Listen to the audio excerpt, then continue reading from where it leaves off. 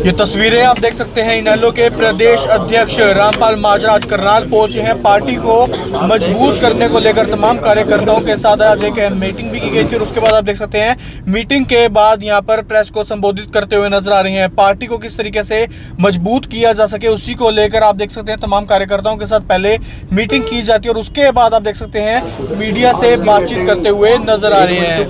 पूरे प्रदेश में संगठन को मजबूत, चुस्त और दुरुस्त करने के लिए इस प्रकार की मीटिंगें हो रही हैं।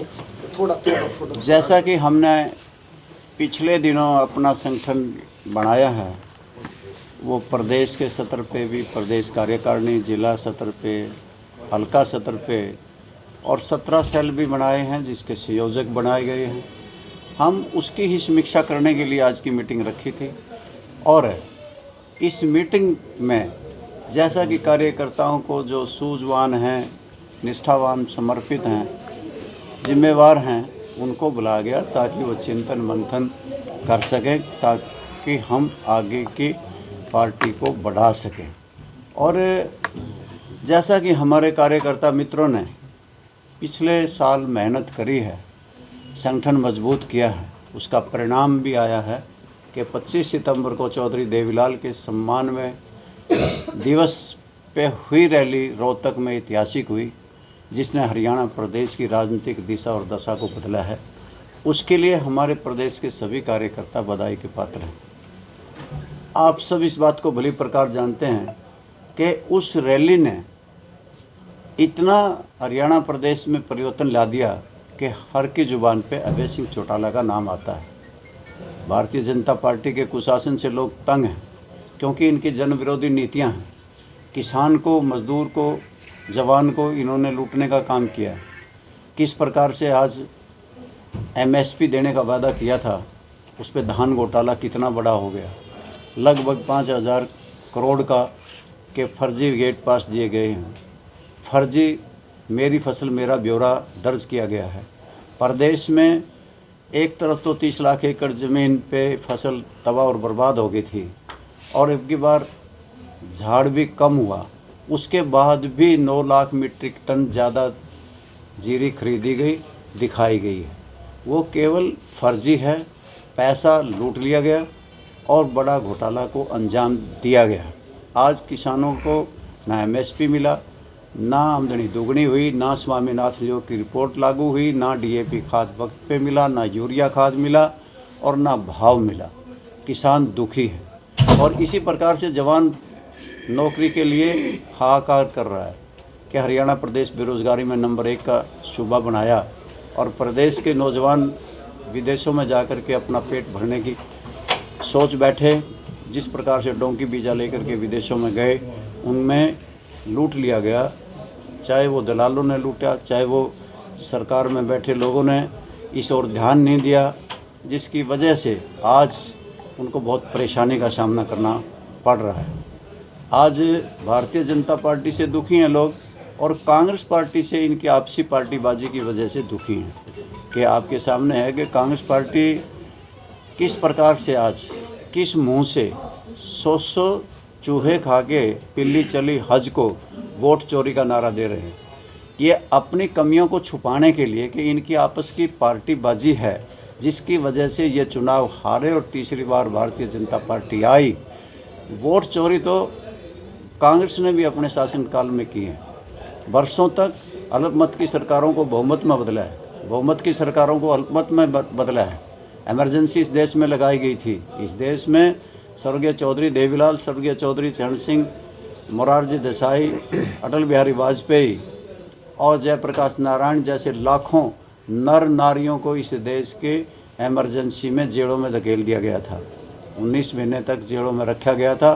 किस प्रकार से नसबंदी की गई थी, किस प्रकार से इन्होंने न्यायपालिका पे प्रहार किया था।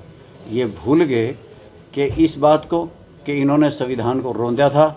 आज ये वोट चोरी की बात करते हैं। इन्होंने जो सरकार चोरी की थी, चौधरी देवीलाल की बनी बनाई सरकार, एक बार 37 विधायक लेकर के कांग्रेस पार्टी में शामिल कर लिए गए थे। इन्होंने सरकारें चोरी की हैं, वोट चोरी की है। हम ये नहीं कहते भारतीय जनता पार्टी नहीं कर रही होगी, कर रही होगी, परंतु ये कौन से कांग्रेस पार्टी के लोग दूध के धुले हुए हैं।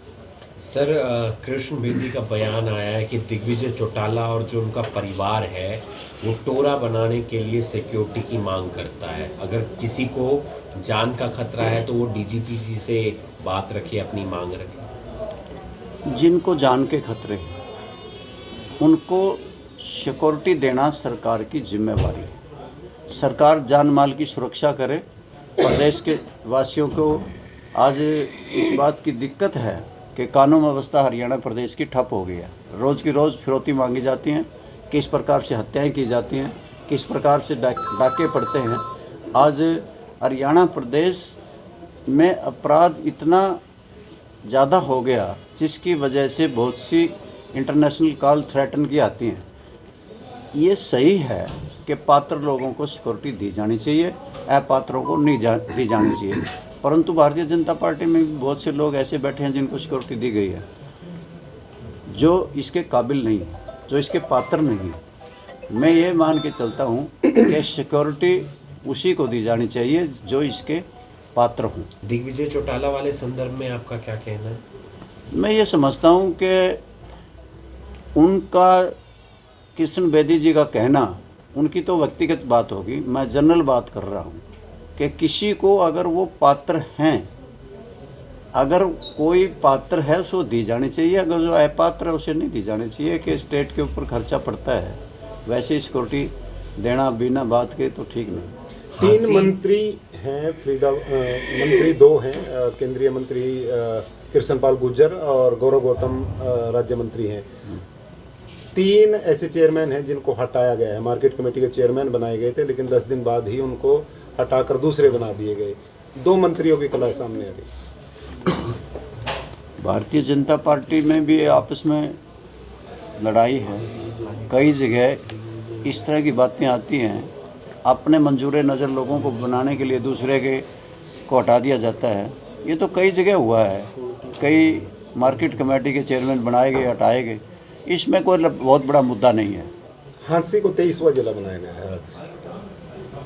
अभी और भी ज़िले बनाने की चल रही थी। हांसी को ज़िला पहले ही पुलिस का तो बढ़ा दिया गया था, आज उसको डिक्लेयर किया है। खैर, हांसी को ज़िला बनाने के लिए तो स्वागत करते हैं, परंतु और भी बहुत से स्थान हैं जो ज़िले बनाए जा सकते हैं, उन्हें भी बनाया जाना चाहिए। कौन कौन से हो सकते हैं कौन कौन से जिले हो सकते हैं सर? 11 जिलों की रिपोर्ट तो आई, आप अखबार पढ़े करो। हम तो पढ़ते हैं। पढ़ते हो तो फिर 11 जिलों के नाम देख लो कौन से। सर, ओपी सिंह कैसा काम कर रहे हैं, क्योंकि अब उन्हें पूरा डीजीपी बना दिया गया है, उनके ऊपर बहुत सारी राजनीतिक पार्टियां बयानबाजी भी कर रही हैं। आपके हिसाब से कौन सी पार्टी कर रही है? जेजेपी ने भी किया है। जेजेपी तो इसलिए कर रही है कि उनकी सिक्योरिटी हटाएगी। उनकी थार को लेकर बुलेट के ऊपर मामला चल रहा है। डीजीपी साहब ने कहा कि थार गाड़ी वालों की चेकिंग 90% होनी चाहिए और बुलेट वालों की। डीजीपी ओपी सिंह को मैं बहुत पुराना जानता हूँ, वो अच्छे अधिकारी हैं और वो अच्छा काम कर रहे हैं। मैं उनको इस बात के लिए धन्यवाद करता हूँ कि उन्होंने बहुत से जो बेल जंपर थे, बहुत से ऐसे लोग थे जो अपराधी घूम रहे थे, उनको पकड़ा है और अंदर करने का काम किया है। एक्सटेंशन मिलनी चाहिए उन्हें। मेरे कहने से मिलती हो तो मिलनी चाहिए। आप क्या सोचते हैं?